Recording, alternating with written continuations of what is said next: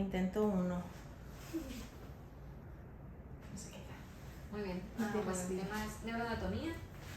Voy a abarcar los temas que es el sistema nervioso central, el origen, los lóbulos cerebrales, los límites, funciones, irrigación, cómo se divide la irrigación, la vasculatura arterial anterior, posterior, el sistema nervioso, los pares craneales y el líquido cefalorraquídeo. Empezando por ello, el sistema nervioso de los vertebrados va a poseer una parte central, que es el sistema nervioso central, el cual está formado por el encéfalo y la médula espinal, y una periférica, que es el sistema nervioso periférico, los nervios craneales y los espinales con sus ramas. La división anatómica, como ya había mencionado, central, encéfalo, médula espinal, y el encéfalo se va a dividir en cerebro, cerebelo y el tronco. A su vez esta va a ser la división y pues la médula espinal. El encéfalo por sí propio, se va a encontrar en la cavidad craneal. Está rodeado por una caja ósea que va a ser pues el cráneo, y la médula espinal se encuentra en el canal vertebral que van a conformar las vértebras. Ambas estructuras se hallan revestidas por las meninges craneales o espinales, que dejan en sus capas un espacio ocupado por el líquido cefalorraquídeo. Es decir, estas estructuras van a estar rodeadas por lo que es el líquido cefalorraquídeo. El cerebelo, que pesa entre unos 350 gramos en el recién nacido y en el 950 gramos ya al año de edad, casi triplica su peso a los 12 meses, y 1500 gramos en el adulto. El cerebelo este aumento es muy importante porque en el periodo prenatal y en los primeros años de vida son fundamentales la estructuración y el desarrollo del sistema nervioso. De ahí las consecuencias de que una desnutrición o que algún proceso dañino en el niño pueda perjudicar el desarrollo de su sistema nervioso central en los siguientes periodos. Este aumento, que va a ser en los primeros 12 meses, es porque va a haber mayor desarrollo por parte del medio ambiente, que va a hacer que las células sean más especializadas y que se haga más sinapsis entre ellas. Es por eso que se da este aumento tan grande en el primer año de vida. El desarrollo del encéfalo se va a formar a partir de un engrosamiento del ectodermo, que es la placa neural. Se va a transformar en un surco que se va a cerrar posteriormente para constituir lo que es el tubo neural. Hacia el cefálico del tubo neural vamos a encontrar lo que es la formación del cerebro, del tronco, y hacia caudal va a ser lo que es la médula espinal. La división embriológica se forma el prosencéfalo, el mesencéfalo, el romboencéfalo. El prosencéfalo a su vez se va a dividir entre el encéfalo y el diencéfalo, los cuales pues ya son los terminales, y el mesencéfalo se va a quedar como propio, y el romboencéfalo entre el encéfalo y mieloencéfalo. Este es el desarrollo embriológico que se va a dar a partir del tubo neural. Se van a formar las vesículas primarias, que es las de prosencéfalo, mesencéfalo y romboencéfalo, que a su vez se van a dividir lo que es entre el encéfalo, diencéfalo, mesencéfalo, el encéfalo, mieloencéfalo y la médula espinal. Y estas van a ser las vesículas secundarias. Cada una de estas nos va a dar una parte importante del sistema nervioso central, que son el telencéfalo, los hemisferios cerebrales, el diencéfalo, lo que es el tálamo y el hipotálamo, el mesencéfalo, propiamente el mesencéfalo, y el metencéfalo, lo que es el tronco, el puente y el cerebelo, y el mieloencéfalo, pues ahora sí el bulbo raquídeo, la parte del bulbo raquídeo. Pues esta es la imagen, creo que ya todos conocemos, que es cómo se va a ir desarrollando a partir del tubo neural. El cerebro, que proviene del telencéfalo, se va a distinguir en 4 capas, que es el paleopalio, que constituirá lo que es la corteza, el centro olfatorio, el bulbo olfatorio y el paleocórtex. El striatum, que va a dar lo que es el cuerpo estriado. El aquipalio, en la parte más medial del hemisferio, que va a dar lo que es el recubrimiento cortical, o el arquicórtex, y formará lo que es el hipocampo. Y el neopalio, que constituirá la parte telencefálica de mayor tamaño, formando la superficie externa de los hemisferios. Cada uno de esos va a tener sus funciones. La corteza cerebral se le conoce como el estrato anatómico funcional de la conciencia. Este se va a encargar de modular la conducta del ser humano. Los mamíferos superiores vamos a presentar lo que son los surcos y las circunvoluciones. Esto nos va a dar una mayor superficie, se podría decir como mayor superficie en un volumen menor, muy pequeño, que es lo que no proceden los mamíferos inferiores. Es por eso que nosotros tenemos la capacidad de raciocinio y de, pues sí, más que nada, ¿no? De lo que es el raciocinio y tomar las conductas. Y también lo que es el estado de vigilia y alerta.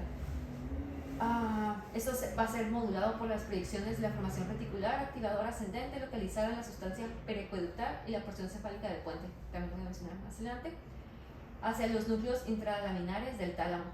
Su proyección al resto de los núcleos talámicos se termina en el ritmo alfa del electroencefalograma. La corteza cerebral incluye áreas primarias en las que se encuentran la motora, la sensitiva, la visual y la auditiva. La motora va a ser el giro precentral, la sensitiva el giro postcentral, la visual van a ser los labios de la cesura calcarina y la auditiva el giro temporal superior. Estas áreas pues van a estar también rodeadas por áreas secundarias y terciarias que van a almacenar la información correspondiente al área primaria. Esta más o menos es la distribución que se va a dar. En el número 1, que es la área motora primaria. El número 2, que es la parte superior, es el área motora suplementaria, que es lo que mencionaba. Cada primaria va a tener una secundaria o terciaria que lo va a estar acompañando. El área premotora es el número 3, en el área frontal. El área sensitiva primaria nos vamos a encontrar más hacia parietal. Área sensitiva secundaria, pues se va a encontrar del lado del área sensitiva primaria. Y el área auditiva, esta va a ser más hacia la temporal, y el área visual lo vamos a encontrar hacia la región occipita. Ok, vamos a poner una pausa aquí. Más que nada, la anatomía del sistema nervioso central es importante conocerla por las alteraciones que nosotros podamos tener en los pacientes, ¿no? Obviamente un paciente, al modo los que andan en mortálica, que chocan en moto, se pegan en la cabeza, bla, bla, bla, y traen sus fracturas craneales con sus hematomas, ¿no? Muchas veces vienen compatibles, con alteraciones de la conciencia o alteraciones de la misma personalidad. Vienen pacientes agresivos, o vienen pacientes queriéndose pelear, o vienen pacientes gritando que los están secuestrando y todo eso. Entonces depende de qué área sea la que está afectando. Si tú traes un paciente, ¿sabes qué, doctora? Te voy a meter un paciente por un drenaje de hematoma frontal. ¿Qué es lo que te vas a esperar? El área frontal, la que está afectada, sería que te va a afectar la motora primaria. Van a ser pacientes que no coordinan, que van a tratar de agarrarse y no van a poder agarrar nada. Te va a afectar también el área motora suplementaria, el área premotora y el área de la corteza prefrontal, que da generalmente la personalidad. Pacientes que te pueden decir, no, es la persona más buena del mundo, y van a llegar, hey, hijo de tu pet, o sea, diciéndote muchas cosas. ¿Por qué? Porque su área motora, la área de la personalidad está afectada. Hay pacientes que van a traer un trancazo temporal y te está afectando el área del habla o de la escucha, Wernicke o Weckenbach, y son pacientes que te van a decir, cierra la silla, cierra la silla. Entonces, pues, ¿qué silla? Y ellos quieren decir puerta, ¿no? Pero como está afectada esa corteza, no está haciendo correcta conexión o no está haciendo correcta función. O tú le puedes decir, ¿me entiendes? Sí, ok, tócate la nariz, y se agarran la rodilla. ¿Por qué? Porque ese área donde estás procesando la información para mandar una señal para que se realice, no está funcionando porque está alterada por un hematoma, por una isquemia, por un tumor.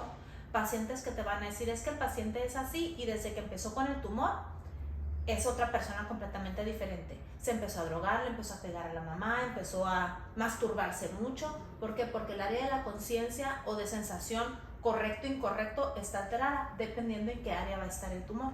Entonces tú puedes decir, ok, ¿sabes qué? Yo como anestesióloga voy a atender a este paciente, pero tiene un tumor en el área visual primaria. Tú vas a llegar, hola señor, y va a voltear y no te va a ver nada. ¿Por qué? Porque el área visual está alterada porque está en la parte posterior. O pacientes que estén tumor o algo alterando el cerebelo, son pacientes que no van a coordinar movimientos finos. Entonces van a tratar de agarrar la pluma para firmar y se les va a caer y se les va a caer. Y hay muchas veces que si nosotros no sabemos esto, decimos, ay, el señor sangrón o poco cooperador o grosero, pero en realidad es una enfermedad que está alterando el área de la corteza que está coordinando ese tipo de reacciones. ¿Ok? Continuamos. Y bueno, las áreas de asociación, que es la corteza prefrontal, esta va a involucrar la planeación de las acciones motoras complejas, la corteza orbitofrontal, que es la cara inferior y medial del lóbulo frontal, la corteza límbica, esta se va a encontrar en el giro del cíngulo, localizado arriba del cuerpo calloso y del hipocampo y del parahipocampo en la cara medial del lóbulo temporal. Más que nada van a estar involucradas en los mecanismos de memoria y conducta emocional y cognitiva. Y la corteza paritotemporoccipital, relacionada con funciones sensoriales superiores y del lenguaje. Estas son, pues ya son las de asociación, ¿no? Que es las que nos hacen hacer las actividades, relacionar todos los, como las imágenes con los recuerdos y pues hacer todas esas asociaciones. Y bueno, esto ya es como a nivel de cerebro, las funciones específicas de la corteza. La corteza frontal, conceptualización, abstracción, juicio crítico, habilidad motriz, capacidad de escritura, centro de nivel superior para funciones autónomas. La corteza parietal, centro superior integrativo, coordinador de la percepción e interpretación de la información sensorial y la capacidad para recordar partes del cuerpo, la claridad, movimientos. Occipital, centro visual y de comprensión de la escritura, y la corteza temporal, memoria, audición e integridad auditiva. Pasando a otra estructura, el cuerpo calloso. Esta va a estar formado por fibras comisurales y que va a conectar los hemisferios cerebrales. Esta es la comisura más desarrollada en los seres humanos, a comunicar las áreas de asociación de la corteza cerebral para la integración de las funciones sensoriales superiores y del lenguaje. Bueno, aquí el sistema nervioso central va a estar formado por la sustancia gris y sustancia blanca. La sustancia gris es donde están las neuronas y la sustancia blanca son puras acciones mielínicos y no. Los cuerpos callosos van a estar en el centro de los dos hemisferios y van a conectar un hemisferio con otro. O sea, van a conectar las neuronas de la derecha con las de la izquierda y viceversa. Entonces, generalmente nosotros siempre tenemos un hemisferio dominante en correlación con el otro. Se dice que los que son zurdos son muy abstractos y son más artísticos, y los que son diestros son como que más meticulosos en cuanto a hacer cosas escritas y así, ¿no? La gran mayoría somos diestros. Generalmente en los primeros años de vida te enseñan a ser diestro, pero en diferentes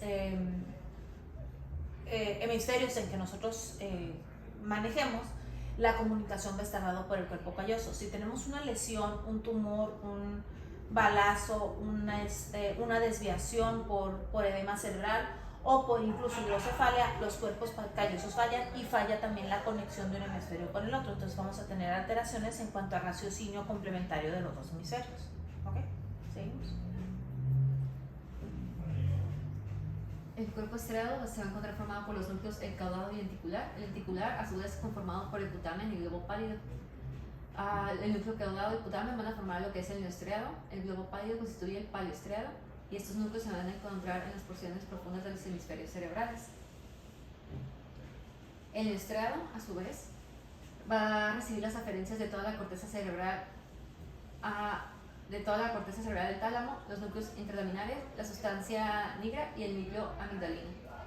Y a su vez va a mandar referencias principalmente hacia el globo pálido, que es el paleoestriado, y va a enviar sus referencias al tálamo, a los núcleos ventral anterior y ventral lateral, el núcleo rojo, el núcleo subtalámico y la formación reticular del tallo cerebral. Es como son centros de integración, más que nada son las vías en las que se va la información entre los núcleos. Son, como lo dices ahí, son núcleos de células neuronales dentro del área blanca. Por ejemplo, el tálamo, el hipotálamo, el cuerpo calloso, todos estos son conexiones, pero hay células que van a generar la personalidad, que van a generar la conciencia, la memoria y todo eso. Está como la película esta de como si fuera la primera vez, algo así, que a la morra le dicen algo y a los 5 minutos se les olvida y luego se lo vuelves a repetir. Ya son pacientes que tienen alteraciones en la memoria, en la hipófisis, y pueden tener otras alteraciones cognitivas, sea por un accidente, sea por un tumor, sea por defecto de nacimiento, sea por una hidrocefalia no tratada, o sea por problemas valvulares, o incluso por neurocisticercosis, dependiendo de dónde se aloje, va a ser la sintomatología que te va a dar. Lo malo del sistema nervioso central es que te controla todo. O sea, puedes empezar con un tic y dices, ay, es un tic, y resulta ser que era un tumor en el cerebro y jamás te das cuenta hasta que crece. O incluso te puedes morir con él y es que, ay, es que se comía las uñas. Pero en realidad son alteraciones cerebrales que pues no las tenemos identificadas como tal. ¿Vale?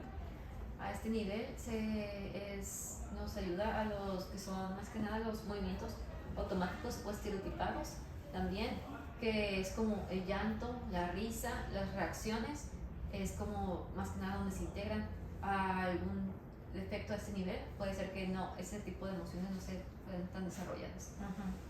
Pacientes que están hablando y de repente sueltan la risa. Ajá. Y así, y estás explicando, y no terminas de decir, o sea, son tics que suceden por alteraciones dentro de los sistemas, de los núcleos negros. El diencéfalo se puede distinguir en 4 estratos superpuestos, que es el epitálamo, el tálamo, el subtálamo y el tálamo ventral o hipotálamo. El tálamo es la porción más voluminosa del diencéfalo. Este se localiza en la porción central de cada hemisferio cerebral y mide en sentido antero-posterior 3 centímetros y 1.5 en sentido transverso y vertical. Va a formar la parte lateral del tercer ventrículo y se relaciona hacia afuera con el brazo posterior de la cápsula interna, hacia abajo con el hipotálamo, hacia arriba con el fornix y el núcleo caudado. Y bueno, esta es una imagen de cómo se va a encontrar integrado lo que es el diencéfalo por el tálamo, el hipotálamo, el subtálamo y el epitálamo. Pues aquí una opción que es, bueno, hablando de la opinión,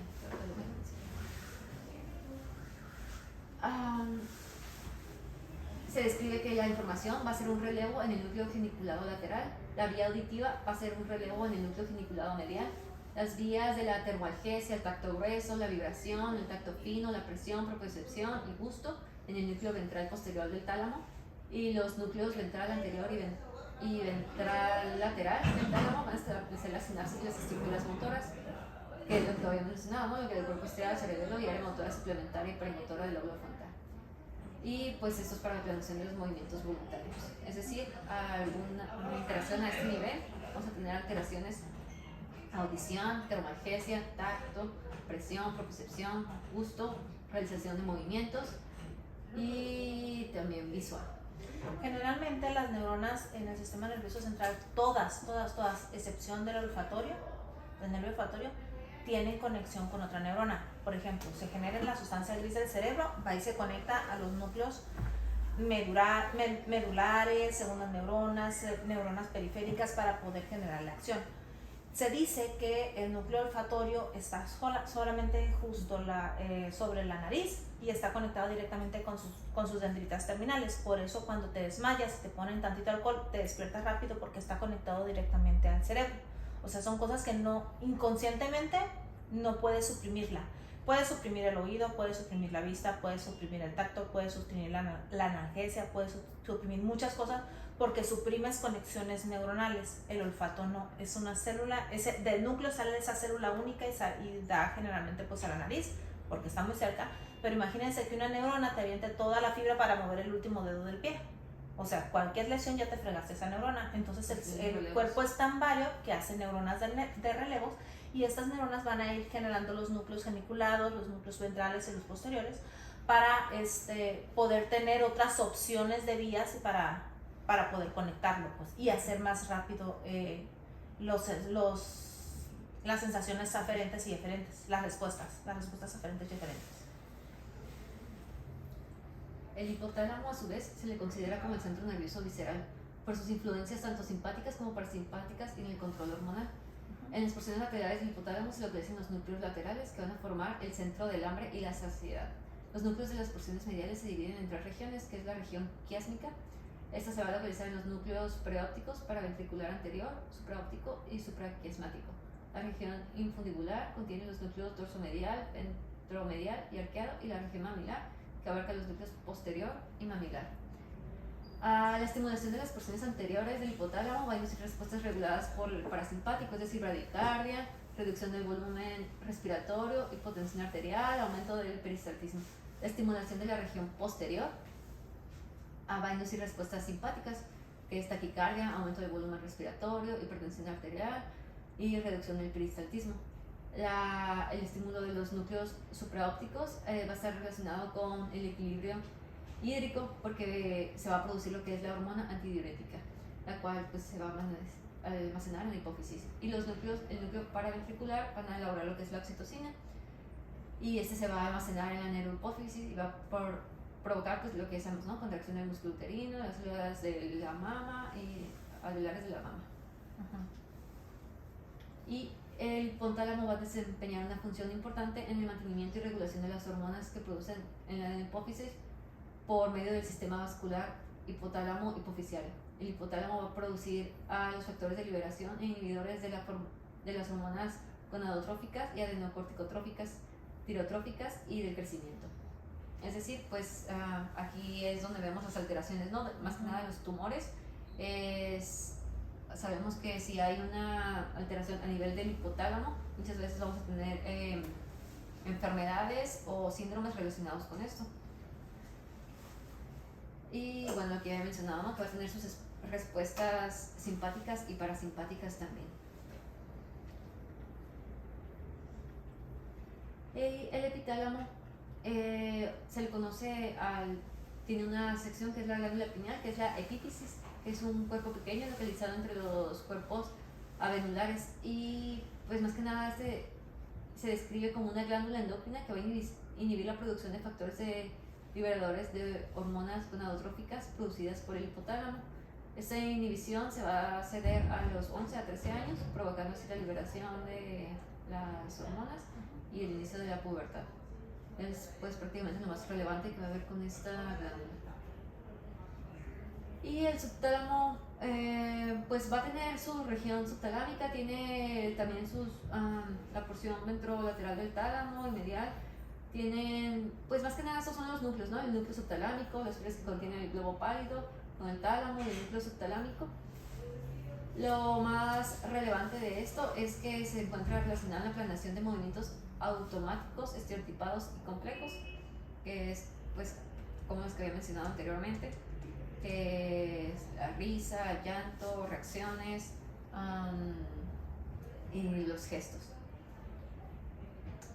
Pasando a nivel del tronco del encéfalo, el tronco se va a dividir en 3 porciones. No sé si quiere comentar algo más Sí. a nivel del cerebro. Generalmente la anatomía en cuanto del cráneo y del cerebro es la importancia más que nada es porque está encerrada en una bóveda craneana, o sea, una bóveda rígida. Las únicas áreas de escape, ¿cuáles son? El agujero magno, en los niños las fontanelas e incluso los lóbulos orbitales. ¿Qué es lo que sucede aquí? Cuando tú tienes una alteración en la bóveda craneana y que están cerradas ya las fontanelas, bueno, en los niños las fontanelas como son flexibles, pues tienen la ventaja que pues, se abren. Entonces te llegan los niños con un cabezón, los de hidrocefalia o incluso los de tumor. Pero en el adulto no. En el adulto es como si agarraras un globo y tú lo aplastas, entonces trata de salir por donde tenga menor resistencia, que sería pues entre los dedos, ¿no? En este caso es por el agujero magno. ¿Qué estructuras salen por el agujero magno? Es el cerebelo y el tronco encefálico, ¿no? ¿Qué estructuras tenemos en el cerebelo y en el tronco encefálico? Solo la coordinación en el cerebelo. El centro Coordinación, centro respiratorio y centro cardíaco.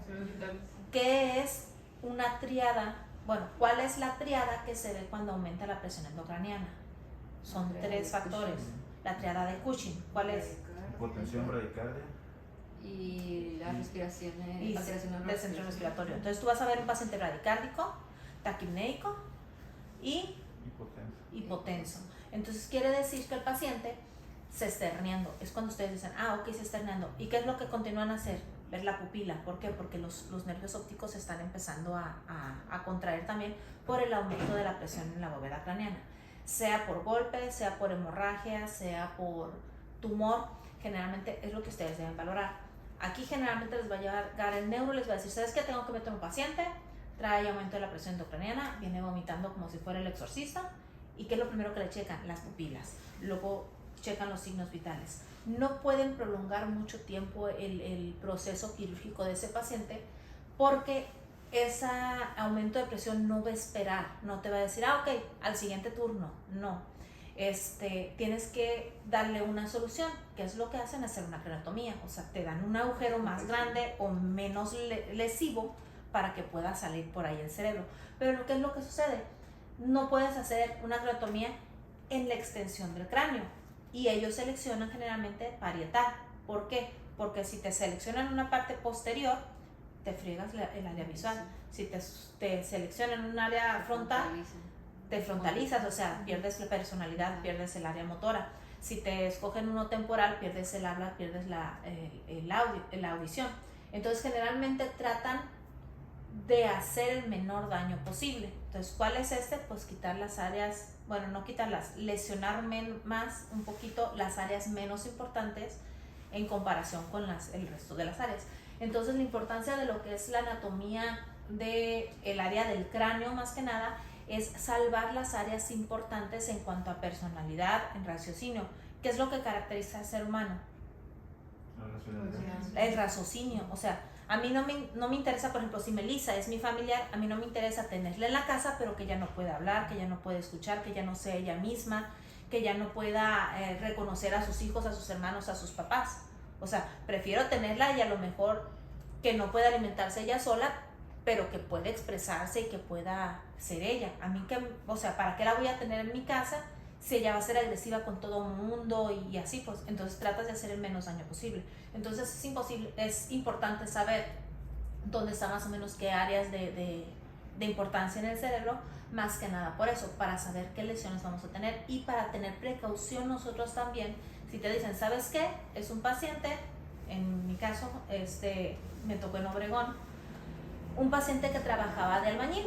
Resulta ser que se cayó un martillo desde no sé cuántos pisos en una construcción. Él traía su casco protector, pero se le clavó el martillo en el casco, entonces traía lesión del área frontal. Es un paciente que te va a llegar agresivo. ¿Por qué? Porque sabes que el área de personalidad está afectada.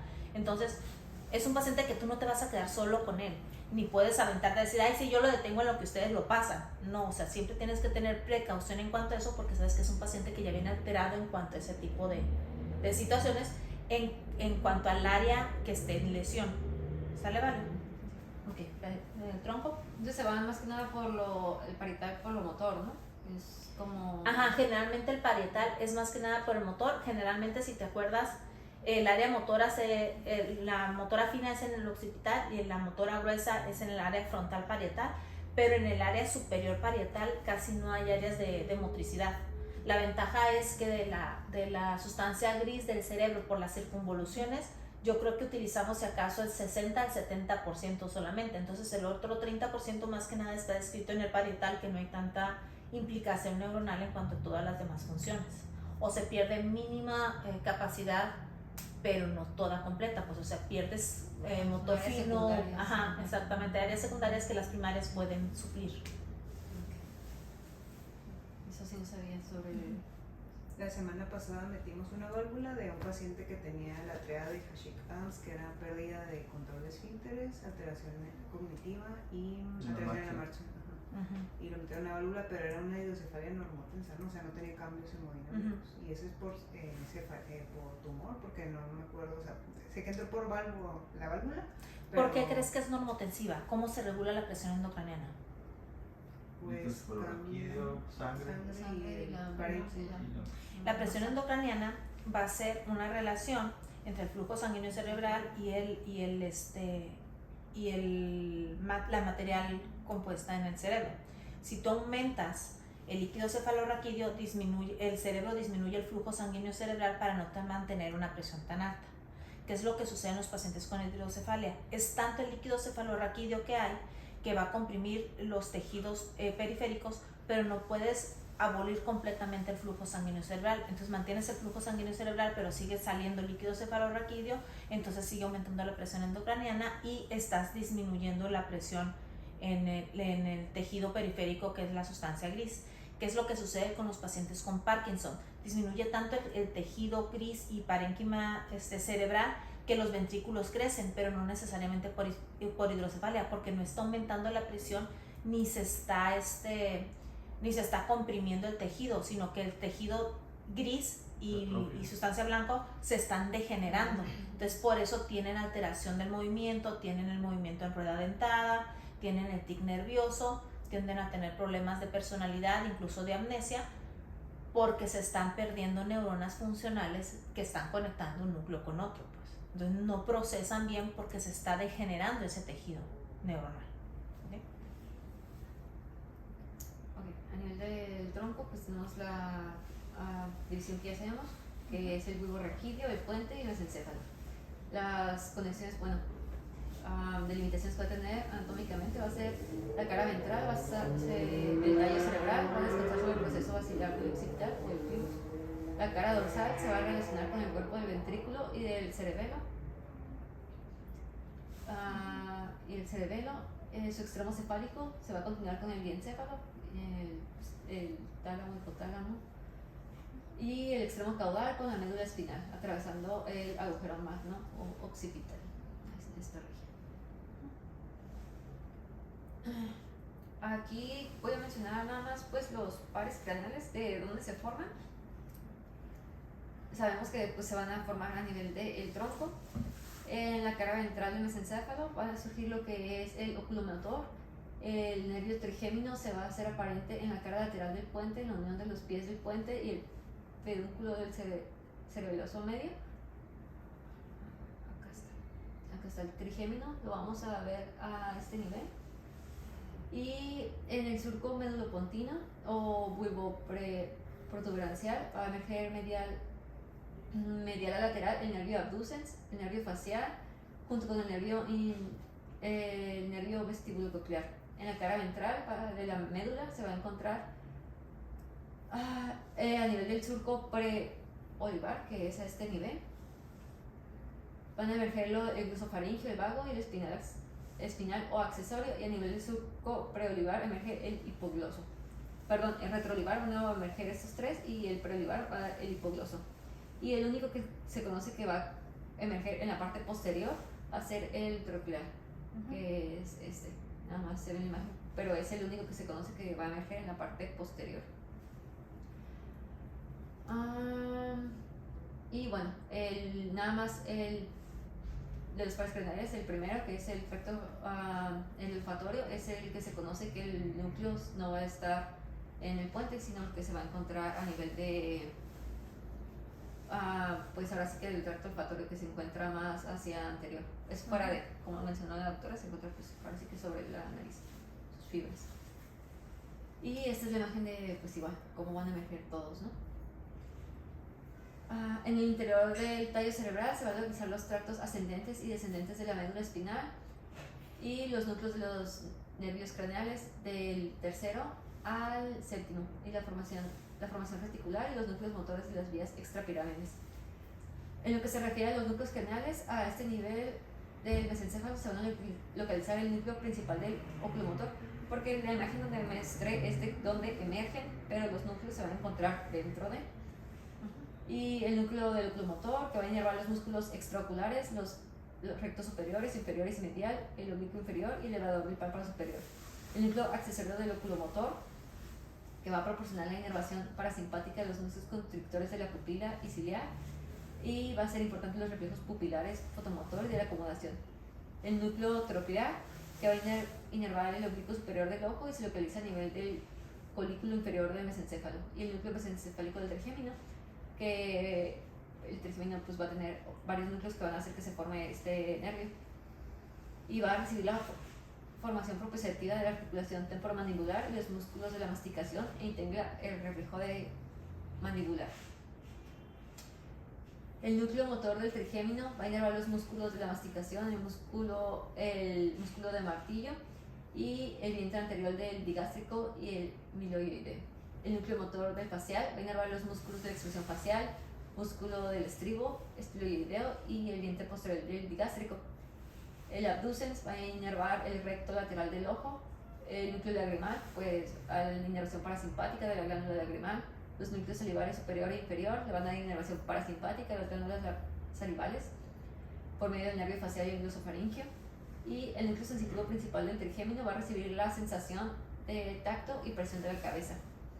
Los vestibulares van a recibir las aferencias de los canales semicirculares y del utrículo y sáculo es de los vestibular, la sensación de las alteraciones, aceleraciones, los ángulos y esas más que nada a nivel vestibular, las alteraciones. ¿Por qué es importante la exploración de los nervios motores, de los pares craneales?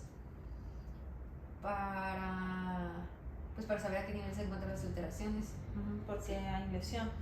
¿Cuál es el nervio más explorado en cuanto a nosotros, en cuanto a anestesiología, que nos interesa saber y lo exploramos? Tercero, La retina. ¿Cuál es el tercero? el motor ocular como para dilatación pupilar. La dilatación pupilar. Ok, ¿cómo van a saber si el paciente tiene muerte encefálica o no? En un paciente para trasplante. Bueno, un paciente con muerte encefálica. Ya no va a haber miosis. No hay respuesta. Generalmente le dicen, ok, lo mueves. Tiene ojos de muñeca, porque tiene los ojos fijos y donde mueves así. Generalmente cuando el paciente está vivo, bueno, que el cerebro está funcionando, el paciente lo mueves y se quedan los ojitos. Pero si tú o mejor dicho, lo mueves y te mueven los ojos, ¿no? Pero si tú lo mueves y se quedan fijos los ojos de muñeca, quiere decir que hay alteración de un nervio en particular ahí. Otra es que dicen que les ponen agüita fría en la oreja y si el ojo se hace hacia la agüita fría, quiere decir que está funcionando ese nervio, quiere decir que hay función cerebral.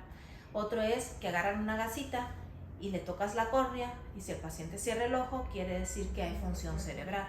Y otra de las cosas es hacer un angiotac y ver el flujo sanguíneo cerebral. Si la función metabólica cerebral está disminuida, el cerebro automáticamente cierra las arterias, entonces no hay flujo sanguíneo cerebral y es otra de las pruebas para saber si el paciente está en muerte encefálica.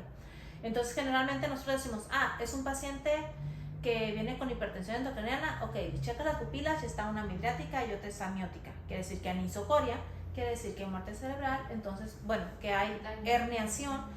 ¿Por qué? Porque se está atrapando uno de los nervios. Entonces es importante saber por qué agujeros salen esos nervios o dónde se originan para saber si se están atrapando o no.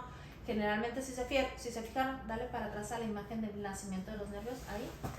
Si se fijaron, los nervios no nacen en el cerebro, nacen en el tronco encefálico. ¿Y qué pasa por dónde pasa el tronco encefálico? Pues por el agujero magno.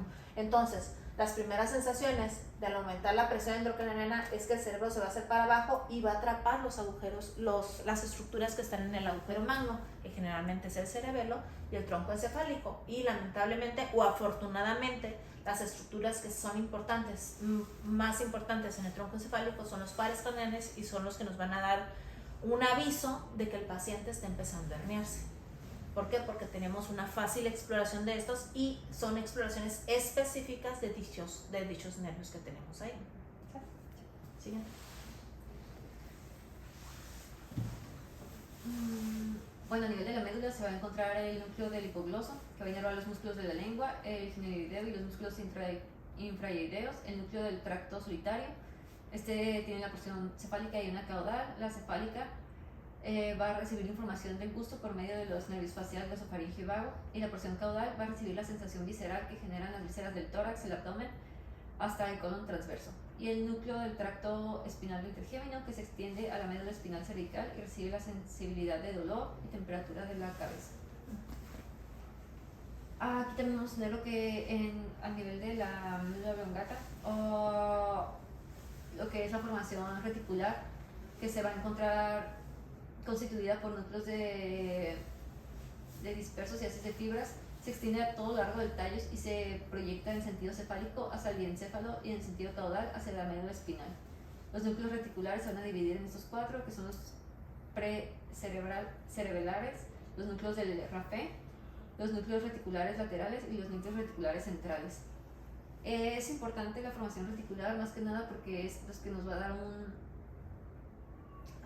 el estado de vigilia, nos va a poder mantener lo que es el estado del despertar y la alerta del individuo, va a recibir lo que son los aportes sensoriales por medio de las fibras espinoreticulares que van a captar sensaciones somáticas y viscerales, y también va a recibir fibras aferentes sensoriales del núcleo de los pares craneales como el trigémino, el núcleo solitario, los núcleos cocleares y los vestibulares.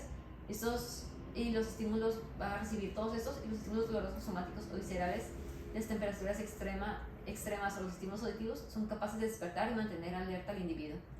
Más que nada para esto es lo que el sistema reticular pues va a tener su mayor relevancia. Y bueno, el tracto reticuloespinal que se origina en la formación reticular continua va a activar el tono muscular de los músculos extensores importantes para mantener la postura. Esto porque es importante, pues más que nada los movimientos cuando sabemos que hay una lesión que es por arriba del puente, pues esta postura que conocemos que el paciente se va a encontrar un poco, no un poco, sino que se va a encontrar totalmente rígido, con una posición con los brazos extendidos, que va a tener una pronación de las manos, pues más que nada nos indica a qué nivel podemos encontrar alguna lesión. Que se le llama al paciente descerebrado, está rígido con las manos torcidas y lo tratas de mover y no da de sí. Es muy similar a cómo se despiertan los niños. Los niños que los gaseas se ponen bien duros y las manitas así, te dicen, tú ya se me descerebró. Entonces ya lo checas y ya solito va soltando. ¿Por qué?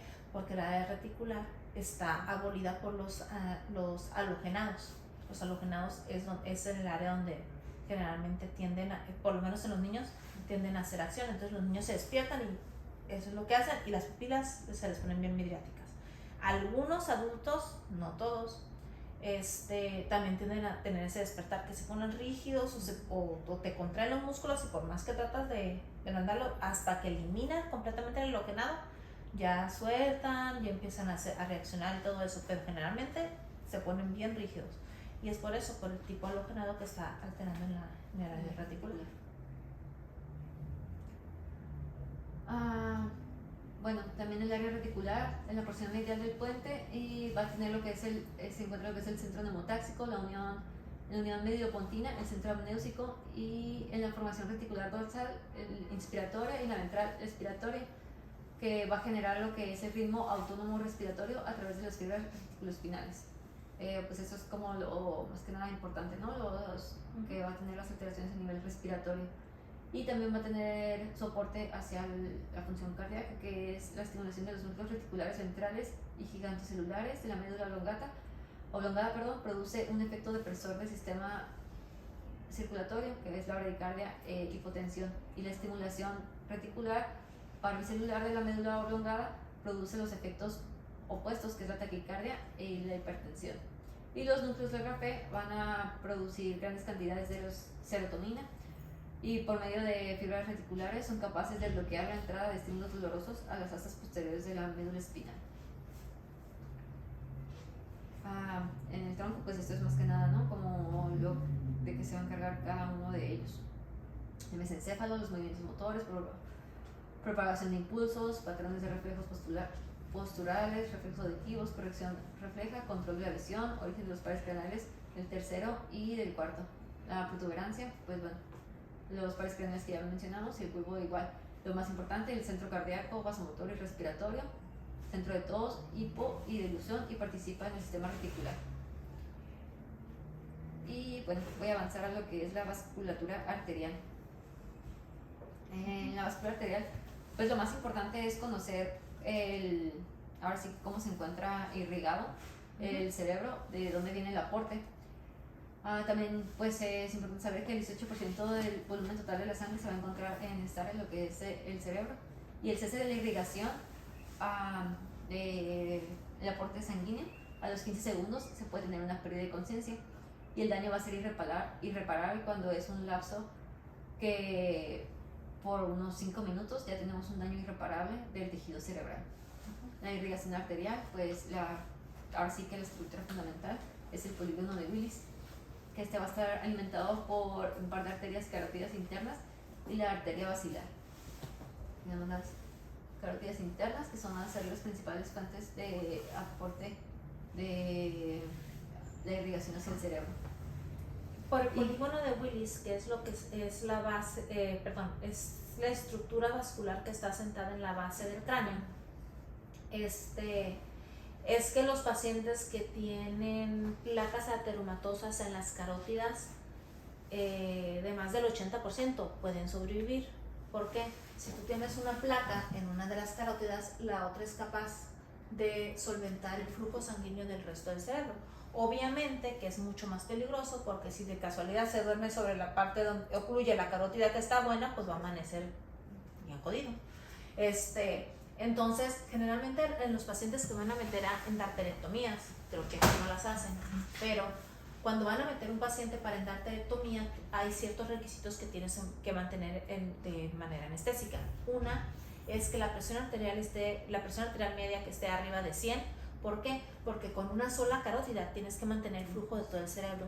Si tú con halogenados, con el propofol, con lidocaína, con dexme, brachycardistas o le bajas la presión arterial media a 60, no vas a alcanzar a suplir el flujo sanguíneo.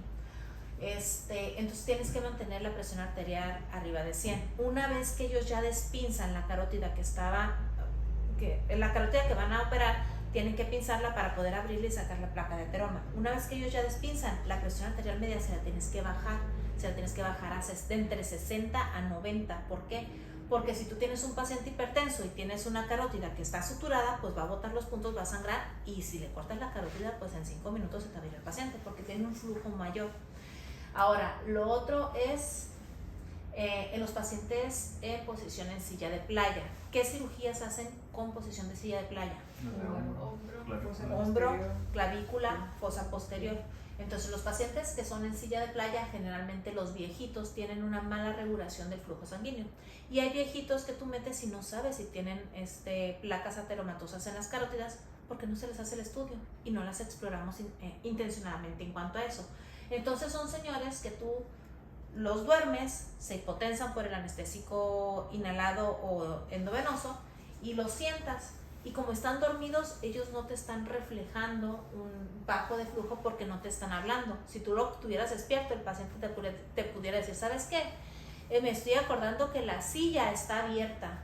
¿Por qué? Porque ya les está fallando el flujo sanguíneo cerebral. O te van a empezar a decir, oye fulana, pensando que están hablándole al hijo, a la hermana o al vecino. Y tú dices, no señora, no está aquí. Ay, es que se me olvidó apagar los frijoles de la olla y que no sé qué. Entonces realmente el paciente ya está disociando, está perdiendo su conciencia de estado físico, de tiempo, de espacio, tiempo y lugar y persona. Entonces quiere decir que el flujo sanguíneo ya está bajando. Entonces está indicado que en los pacientes que van a estar con anestesia general en posición de silla de playa, la presión arterial media no debe de bajar de 80. ¿Por qué? Por ese tipo de alteraciones, porque bajando el flujo sanguíneo cerebral, el paciente ya empieza a presentar lo que es la demencia senil posoperatoria o los pacientes con ictus posoperatorios. ¿Por qué? Porque nosotros no vamos a censarlo durante el transoperatorio el flujo sanguíneo cerebral, no estamos haciendo un ultrasonido ni estamos haciendo un angioTAC durante la cirugía. Incluso el BIS es inespecífico porque el BIS te está midiendo solamente las ondas cerebrales, no un flujo sanguíneo cerebral. Entonces tenemos que tener unas metas para el flujo sanguíneo precisamente por esto. Podemos tener alterada una carótida, pero la otra carótida va a suplir esa función sanguínea cerebral, siempre y cuando tengamos una meta de presión arterial media. La otra es pacientes hipertensos. Son pacientes que están acostumbrados a tener flujos sanguíneos cerebrales con presión arterial media de 100, 110, y tú llegas y dices, es que está hipertenso, órale, pues le sumas el captopril, nifedipine, losartán, y aparte le pones esmolol, y sí, ya está el paciente de 120, 80, pero te empieza a hacer un ictus. ¿Por qué? Porque su flujo sanguíneo no le avisas que lo vas a vasodilatar y que te va a disminuir el flujo sanguíneo cerebral, entonces lo va a censar como una isquemia, ¿ok? Los pacientes que tienen migraña, ¿cuál es la fisiopatología de la migraña?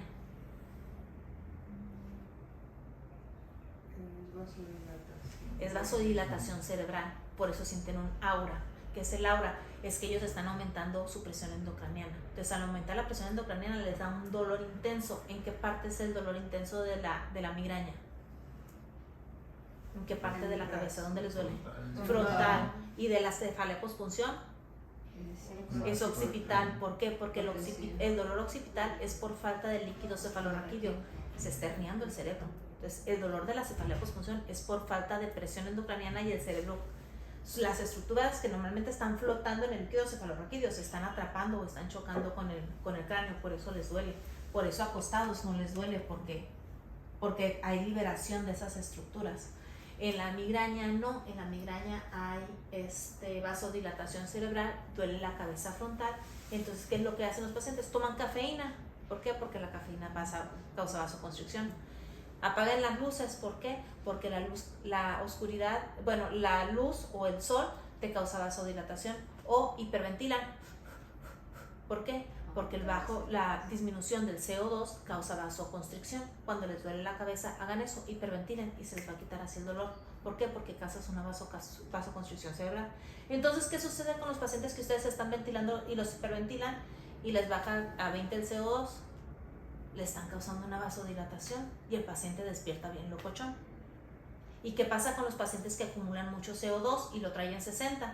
Causas una vasodilatación y también hay alteración cerebral y también se despierta bien locochón, combativo y todo. ¿Por qué? Porque estás alterando la fisiopatología del cerebro. ¿Ok? Aquí pues lo importante es mencionar por el aporte de la irrigación hacia el cerebro, pues va a ser por las carótidas internas, izquierda-derecha, también como por las arterias vertebrales, izquierda-derecha, este par de arterias. Pues la sangre que va a irrigar pasa por estas dos pares, las carótidas, que son las ramificaciones de la carótida común, y las arterias vertebrales que van a surgir a partir de las arterias subclavias. En este se alcanza a ver un poco más. Ay, pensé que era el de la grabación. Creo que te están llamando del banco. A lo mejor te quieren extorsionar, le voy a colgar. HCBC. Ahí está. Y bueno, aquí vamos a ver cómo es la formación que va a ser a partir de. Entonces, las vertebrales, que son las venas vertebrales son las que les da cuando da punción roja en los lumbares, se convierten en una que es la basilar, y las carótidas internas se van a comunicar con las basilares, con las comunicantes posteriores, y se comunican por enfrente con las comunicantes anteriores. Ese es el polígono de Willis. ¿Y esto qué es?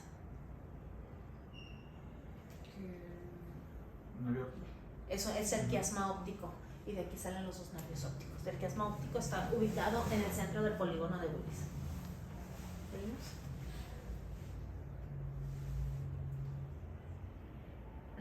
Bueno, las vertebrales van a irrigar el tronco encefálico, cerebelo, lóbulo occipital y partes del tálamo, y bueno, el resto del mesencéfalo.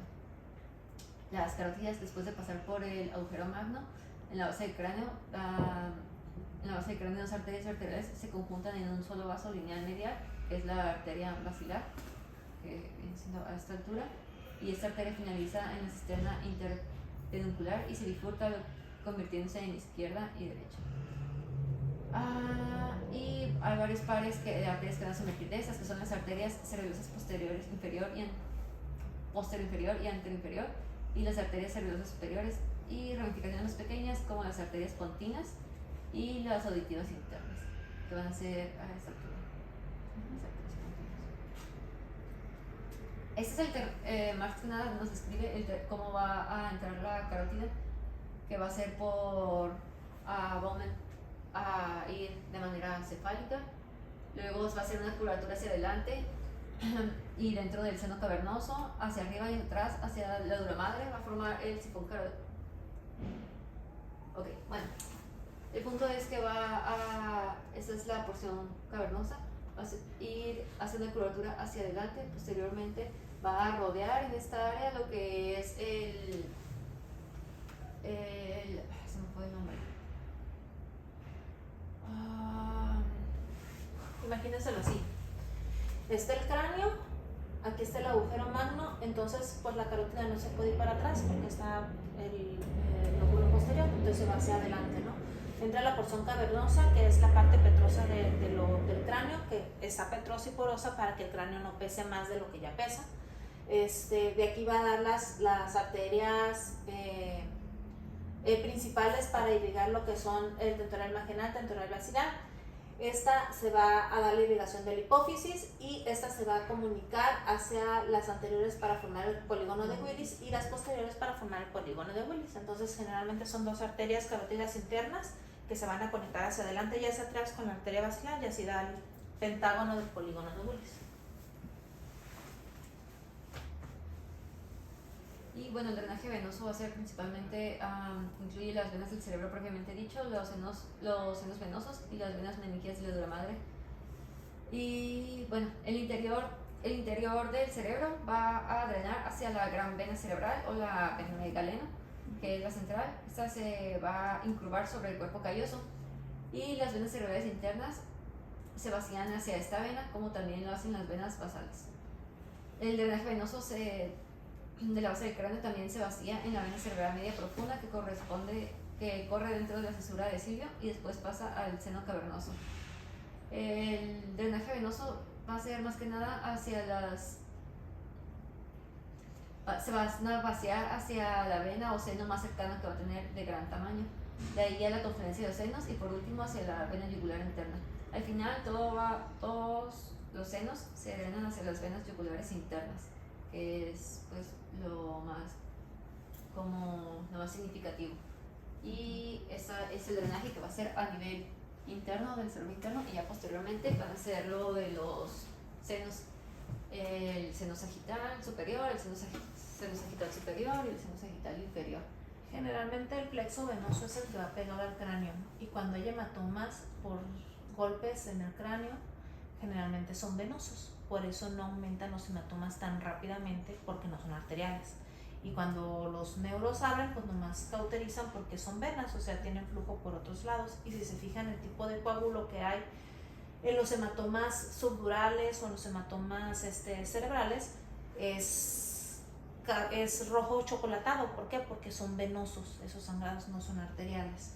Generalmente siempre hay 2 venas por cada arteria que se describe, y lo importante del seno venoso cerebral es la absorción del líquido cefalorraquídeo. Y aquí, bueno, algo que tiene relevancia es que no van a ir pegados las arterias a diferencia de pues, los otros sistemas, ¿no? Como va alrededor lo encontramos normalmente.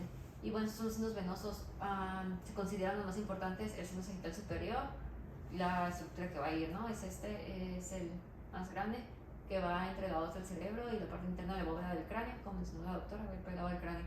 El seno sagital inferior es que se va a encontrar en la parte libre de la hoz del cerebro. Y el seno recto, que se encuentra entre la hoz y el techo, va a ser el seno recto. Los senos transversos entre el techo y la unión de la bóveda craneal. Y los sigmoideos, que van a ser unas prolongaciones que se forman en forma de S en los transversales, que van a ser... Esta es otra razón más porque las craneotomías no se hacen centrales, porque se hacen parietales, porque no se hacen posteriores, porque se llevan la vena y hasta ahí llegó, ¿no? Entonces generalmente las venas están dentro de la dura madre o fuera de la dura madre. Las venas se van a encontrar fuera de la dura. ¿Fuera? ¿Seguros?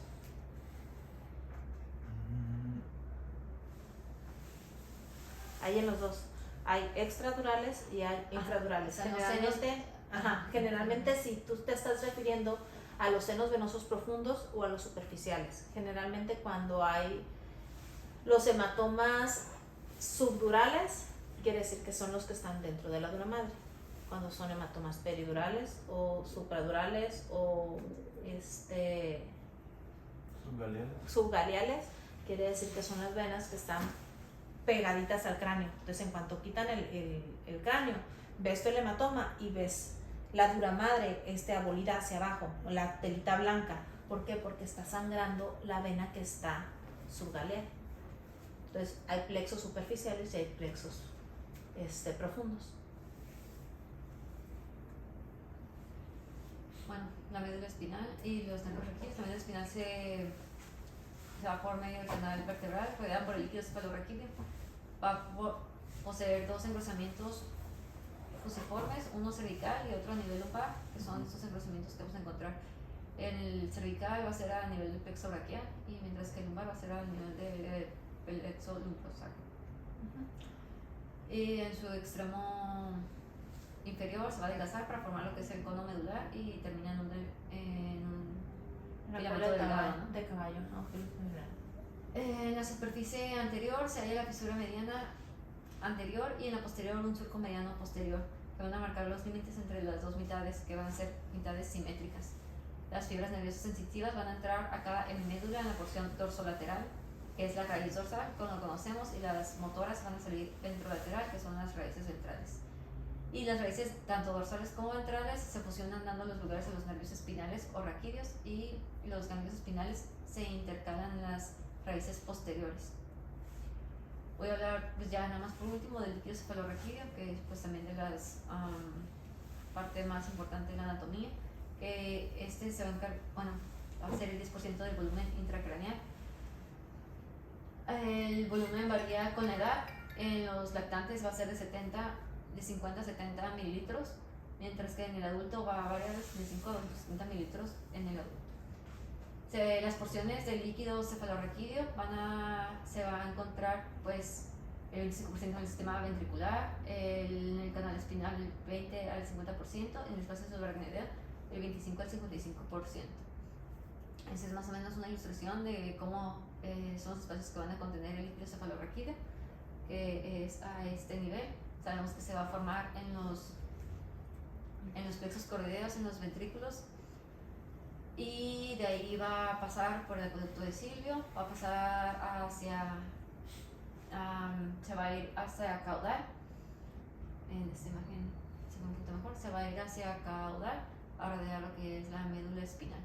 Sus funciones pues son protectoras tanto del cerebro como de la médula espinal, mantener a la masa encefálica, se podría decir, en suspensión para disminuir su peso, que es lo que mencionaba cuando nosotros hacemos una cefalea, funcionamos, que hay una pérdida de este líquido, entonces no se va a dar esta suspensión de la masa encefálica. Además, realiza funciones de nutrición y transporte de sustancias de metabolismo cerebral.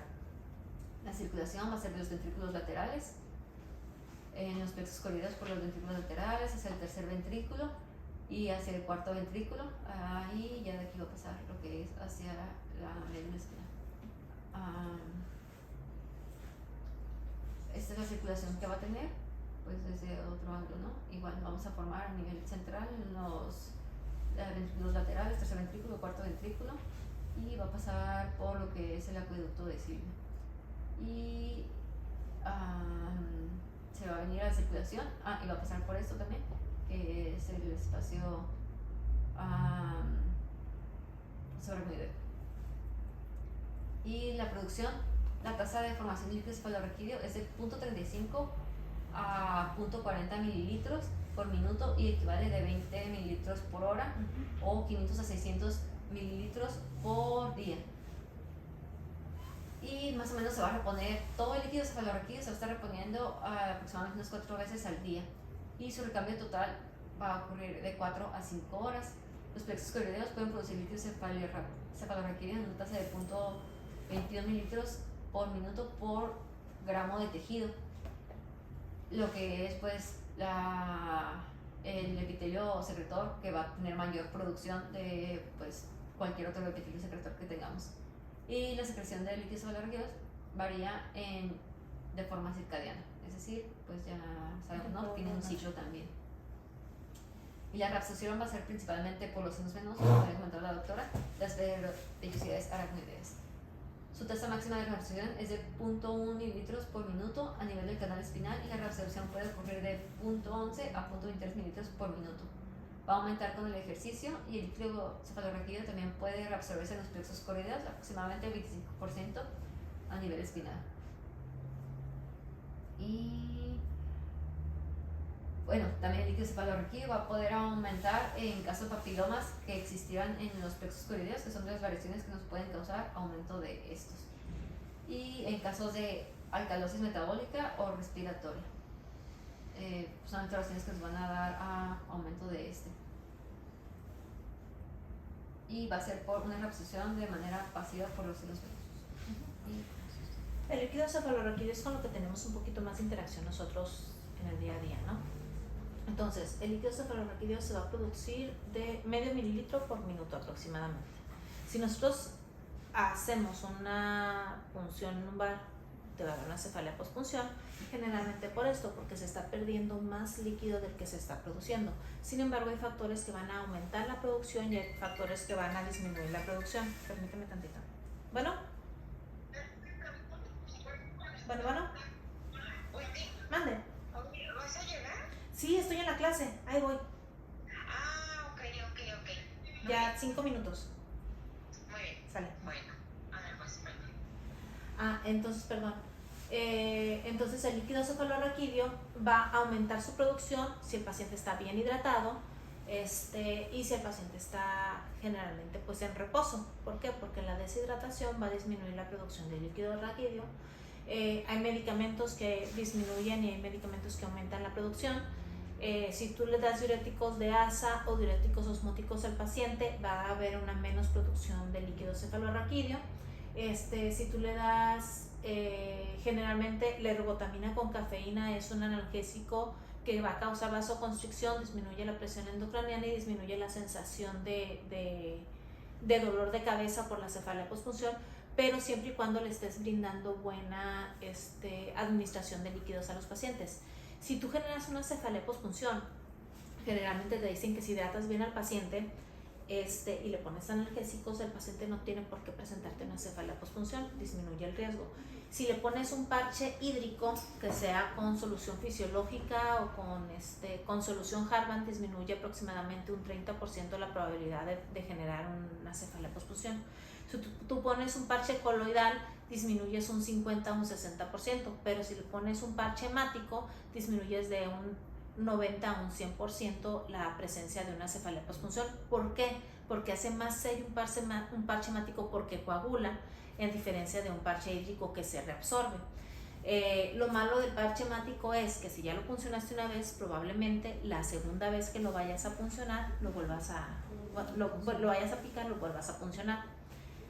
Me ha tocado veces que lo han funcionado hasta 6 veces y que no se puede poner un parche hídrico, entonces pues simplemente se da sintomatología. Lo bueno es que la duramadre cicatriza igual que los demás tejidos, aproximadamente 2 semanas se corrige lo que es la cefalea posfunción, y se ha documentado que es preferible dejar un catéter subaracnoideo continuo en vez de poner un parche, una dosis única y sacar la jeringa. ¿Por qué? Porque el dejar el catéter subaracnoideo continuo va a generar una mayor inflamación y va a generar un cierre más prematuro del agujero de la dura madre para disminuir el riesgo de cefalea posfunción. Pero como normalmente nosotros andamos de hospital a hospital, no estamos fijos en un hospital, es muy difícil estar cuidando un catéter continuo, entonces generalmente siempre se pone parche hemático. Siempre hay que informarle a los pacientes que se pueden generar ese tipo de complicaciones, y hay documentados radiculoneuropatías por parche hemático. Aquí ya nos ha sucedido en 2 ocasiones que yo me haya enterado, que se les pone el parche hemático y causa irritación nerviosa, ya sea de nervios lumbares, o con tipo cefalea tensional, pero no cefalea posfunción, porque no responde a cambios de posición, por la misma irritación de los nervios de la sangre, por la sangre. La sangre es un compuesto químico muy irritativo en el cuerpo, si está libre, en los vasos sanguíneos no. Y pues el tratamiento es igual con esteroides, reposo y analgésicos. ¿Okay?